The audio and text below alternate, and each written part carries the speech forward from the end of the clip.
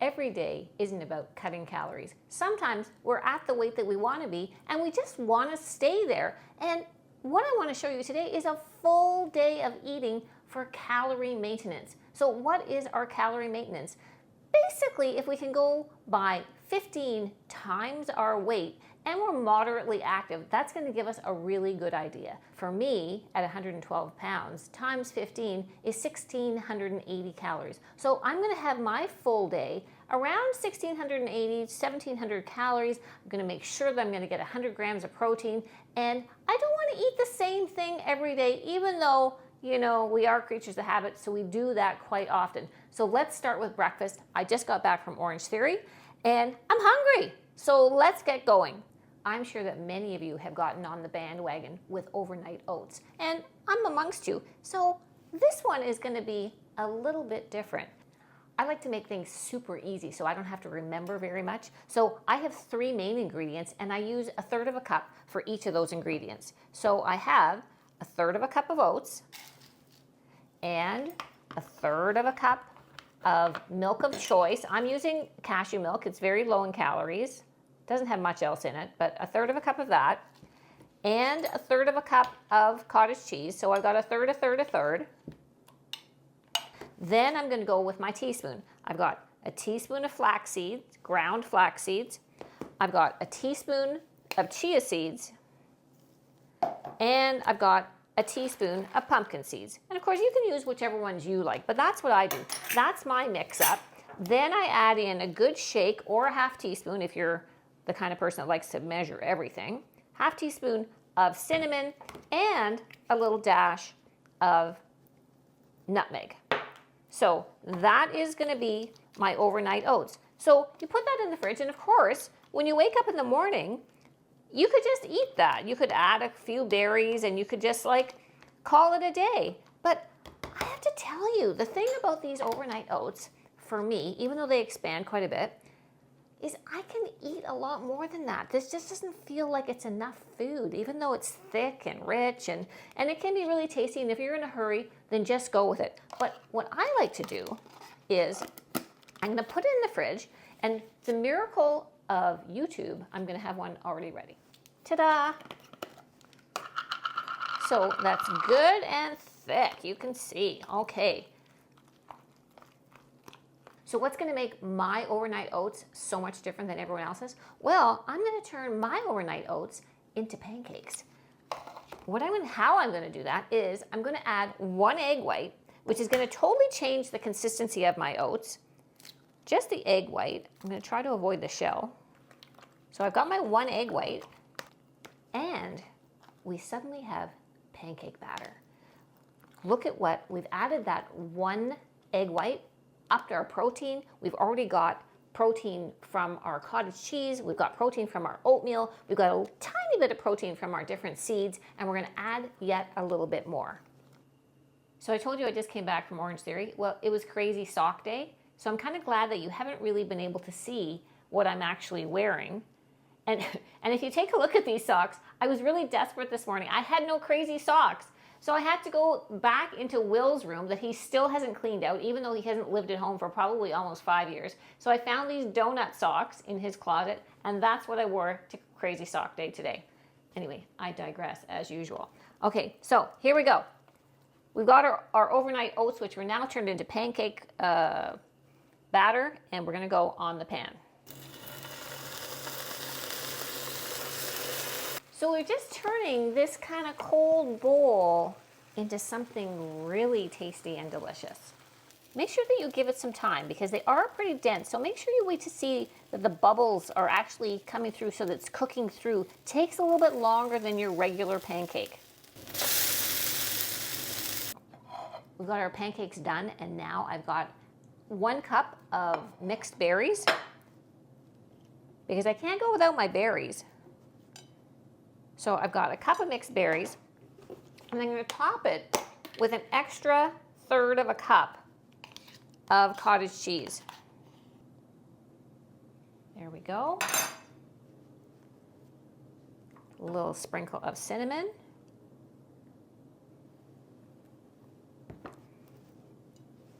And breakfast is served course, if you like, you can add a little bit of maple syrup, depending upon if you want to add the extra 55 calories, or the sugar-free maple syrup for 0 calories. Or for me, I'm sweet enough. I just like it just like this. So there's your options as far as syrup, if you really want something a little bit sweeter.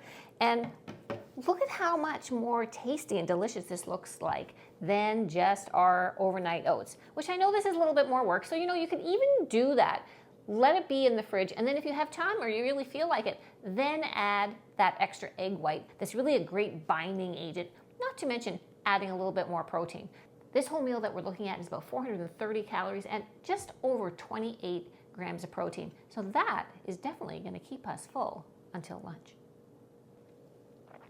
That is really, really delicious. I recommend putting the pumpkin seeds in. Gives there just that nice little bit of texture, which I really love. And it's sweet. I do really also recommend putting that little bit of nutmeg in. Makes a really big difference. And you know what?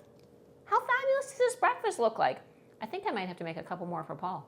What we're going to be having for lunch is a nice crunchy tortilla bowl with some chicken, and we're going to do a homemade, unsweetened, sugar-free, spicy a little bit barbecue sauce. And that's going to be the only thing that really takes any time. And I'm going to make enough that you can save some for the next time, and then you can just whip it all together. We want to start with our high protein wrap, 140 calories, but 13 grams of protein. And we want to put that in one of those little, really inexpensive, I think you can even get them at the dollar store, these little tortilla moldy kind of things. And just pop it in the oven like that. You don't even need to spray it or anything like that. At around 350 for about 12 to 15 minutes. Keep an eye on it. And then it's going to come out, presto, like a nice crispy shell. And we're going to use that because you all know by now, I love the crunch factor. So we have that ready and we can move along. The other thing that's making this recipe super easy is I'm going to be using just 100 grams of the rotisserie chicken that I've already bought. You can, of course, just use your own chicken breast, but this does make it really convenient. We're going to put this all together with our chicken. I'm going to fry up a little bit of fajita veggies on the side. If you're getting vibes of Chipotle, well, you know that I really, really like that. We're going to add some salsa and some tomato, a little bit of fresh veg, and let's get going with our barbecue sauce. The base of our barbecue sauce is going to be the sugar-free ketchup, and we're going to do our few little additives really super quick. So let's get going. So I'm going to start with a half a cup of our sugar-free ketchup, and I'm going to put that in, and then I'm going to use 2 tablespoons of unsweetened brown sugar, Swerve or Splenda or whatever you have, and we're going to put that in as well. Then we're going to add a teaspoon of garlic powder, a teaspoon of chipotle pepper, and a half teaspoon of paprika, smoked paprika. I'm going to add that in, along with 1 tablespoon of apple cider vinegar. I'm going to put that in. Just, you know what, maybe a 1/4 teaspoon or so of salt, because don't forget that ketchup is already salted. And depending on preference, I'm just going to add a dash of cayenne pepper. Good.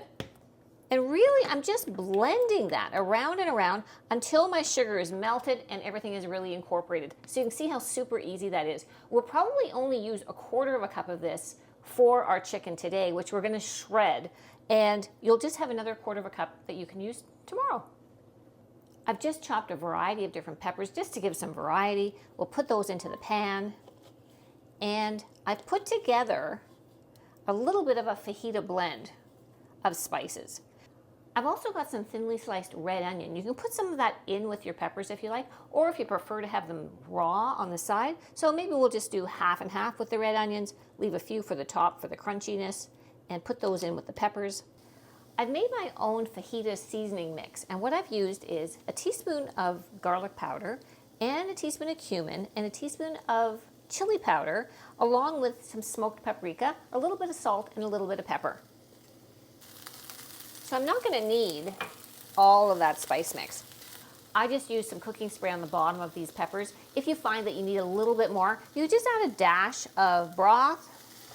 I'm going to shred my chicken with a fork, with a couple of forks. And if your rotisserie chicken is cold, like mine was from the fridge, I just warm it up in the microwave a little bit. Because you know when you bring it home from the store, how it's so easy to shred, whereas when it's cold, it's not quite as easy. So I just warmed it up just a little bit so that I can shred it.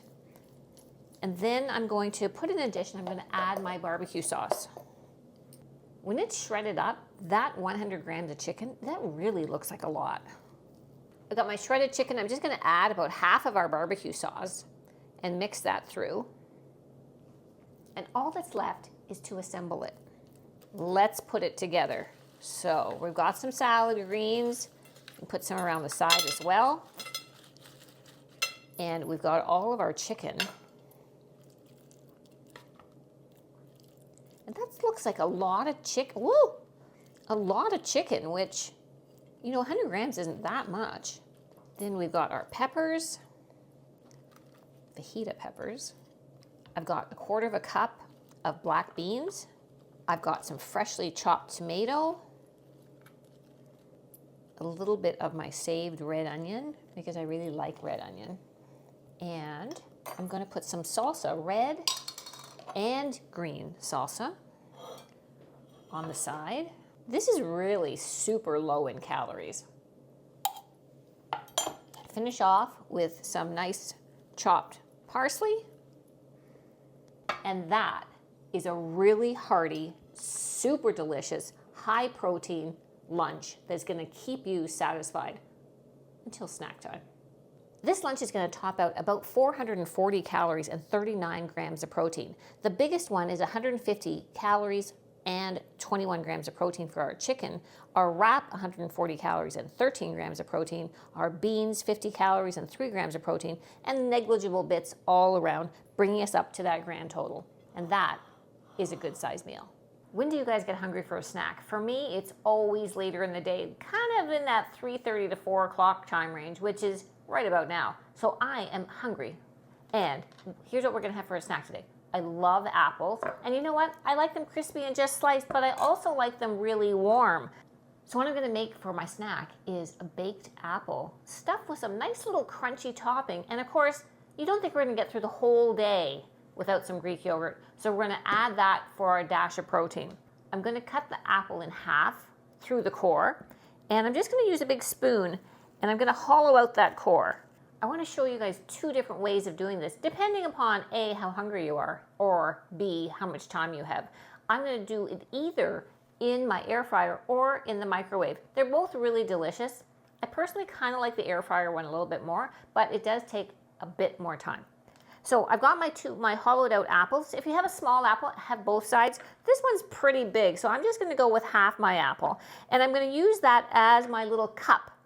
Then, shockingly, what I'm going to use to fill it is all bran buds. And you know what? This might be an eye-opener because this is chock-a-block full of protein as well as fiber. Do you know that 1/4 cup, which is what I'm going to be using, which is just a little bit really, I'm going to kind of use it instead of buttery, crumbly top, that still has 2.5 grams of protein. In 1 cup, obviously that makes it 10 grams of protein. And still in my 1/4 cup, 9 whopping grams of fiber. And we can all use a little bit more fiber. I've got my 1/4 cup of all bran buds, about a half teaspoon of cinnamon, and a little dash of the unsweetened brown sugar. I'm gonna stir that up. And I wanna fill with part of my filling into my apple hollows. We'll be using 1/2 that we're baking it with, so it's not gonna be quite as crispy. But then the other bit, we're gonna use on top. So what I wanna show you now, so we've got those filled up, if you can see that. What I recommend, if you're gonna put it in the microwave, put it into a bowl that kind of keeps it together because it tends to wanna splay out. Otherwise, we can go into the air fryer. In the air fryer, it's gonna take about 20 minutes at 350. Whereas in the microwave, it's only going to take about 2 minutes. Maybe give it a turn, may need an extra 30 seconds, okay? Here's the difference between the air fryer and the microwave. Let me just show you. This is the microwave one. You see how I've kept it in a little bowl because it does tend to want to come all over the place. And this one I did a little bit earlier in the air fryer, so a little bit crispier on the outside. Both of them really, really good options.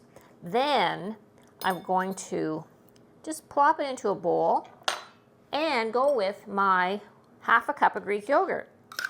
Now, I'm only having 1/2 of this apple, but really a medium-sized apple, you can use all of the topping and all of the everything. Then the other bit of the topping that I didn't put inside the core, I can sprinkle some of that on top to give us that nice little crunch factor.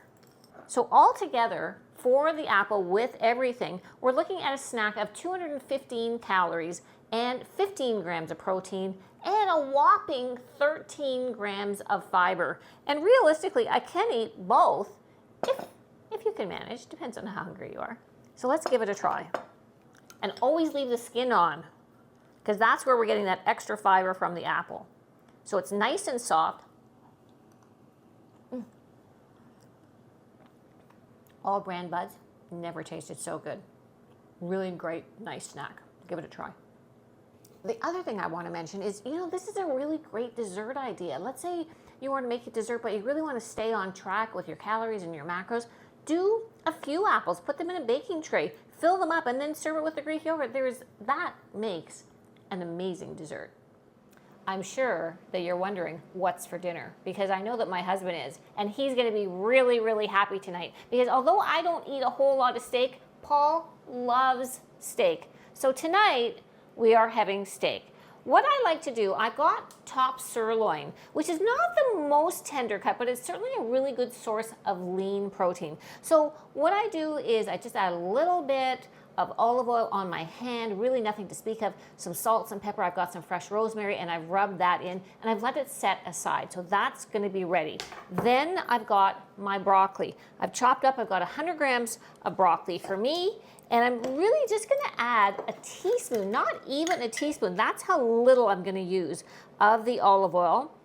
And I'm gonna toss that in with a little bit of salt, a little bit of pepper, and about 1 tablespoon of grated Parmesan. This really is really nice. It really crisps it up and makes it quite delicious. This is like a favorite in our family. And then I pop that into the air fryer for, probably less than 10 minutes. So that's ready to go. I've also got a potato baking in the oven. I'm gonna have some fresh mushrooms and sauteed onions, and we're gonna put this all together, and we're gonna see how my whole day came out with all of these meals, and we'll talk about that in a minute. This dinner is gonna come together super fast. You are gonna be stunned. Make sure that your pan is good and hot. I've got my 150 gram piece of the top sirloin. I'm gonna put that on and just leave it for a second or two.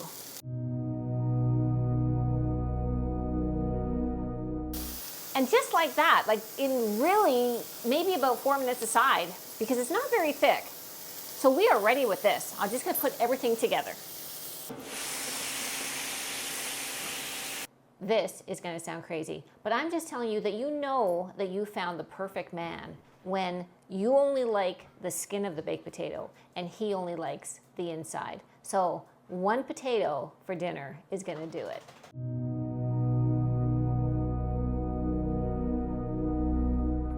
All right, dinner is served, and does this not look delicious? We've got 150 grams of top sirloin, I've got 100 grams of broccoli, I've got 100 grams of mushrooms, I've got my baked potato, just the skin, just about 100 calories. And don't poo-poo this until you've tried it. What I love is the potato skins, nice and crispy, and I squeeze lemon on the inside, and a little bit of salt and pepper, and 1,000 times better than all the soft stuff on the inside.